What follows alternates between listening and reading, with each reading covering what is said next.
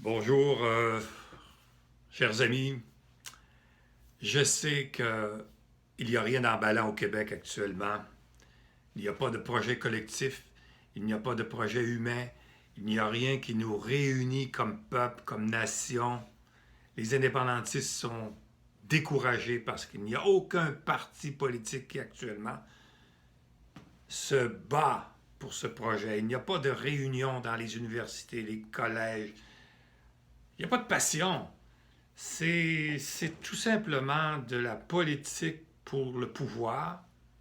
Le seul espoir, mais c'est des graines que nous semons à travers le Québec, à travers les régions, avec le projet Liberté-Nation qui se traduit par la construction de la République fédérale du Québec. Mais plusieurs d'entre vous qui m'écoutez ne savaient pas de quoi je parle. Donc, pour le savoir, vous vous rendez sur le site www.republiquefederaleduquebec.com en un seul mot.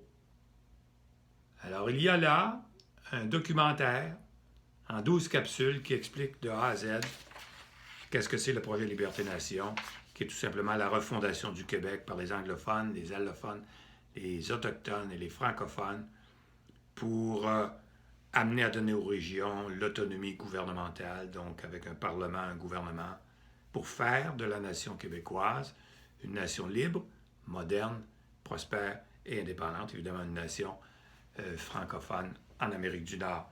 Tout ça a commencé, je vous l'ai dit dans une vidéo précédente, par un sondage qu'il y a eu en 1995 lors du référendum, probablement un des plus gros sondages faits par CROP L'Actualité, qui est paru dans l'Actualité du mois de mars 1995 sous le titre « Inouï au Canada, non à Ottawa ».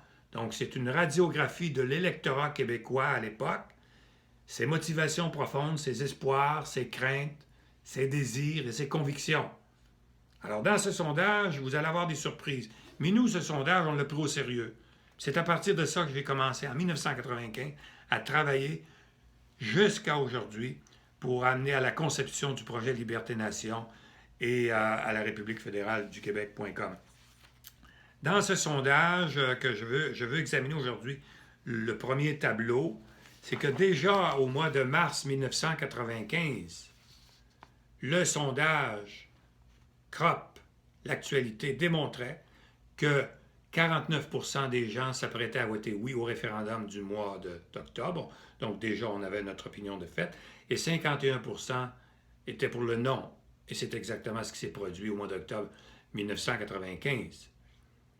Mais ce qui est surprenant, et ce que probablement on ne veut pas savoir, c'est qu'il y a 17% des gens qui ont voté oui ou qui s'apprêtaient à voter oui ne voulaient pas qu'on interprète leur vote comme voulant donner un mandat au PQ de faire l'indépendance. Est-ce qu'on se comprend bien?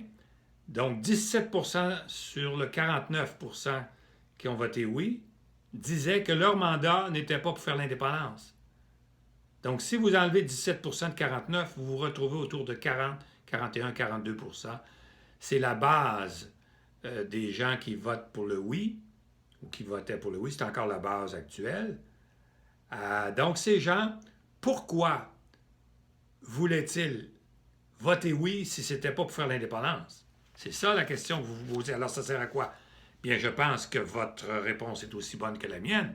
C'est qu'ils voulaient un changement au fédéralisme canadien. Ils voulaient du changement. Changement qui n'a pas eu lieu avec Mich, avec Charlottetown.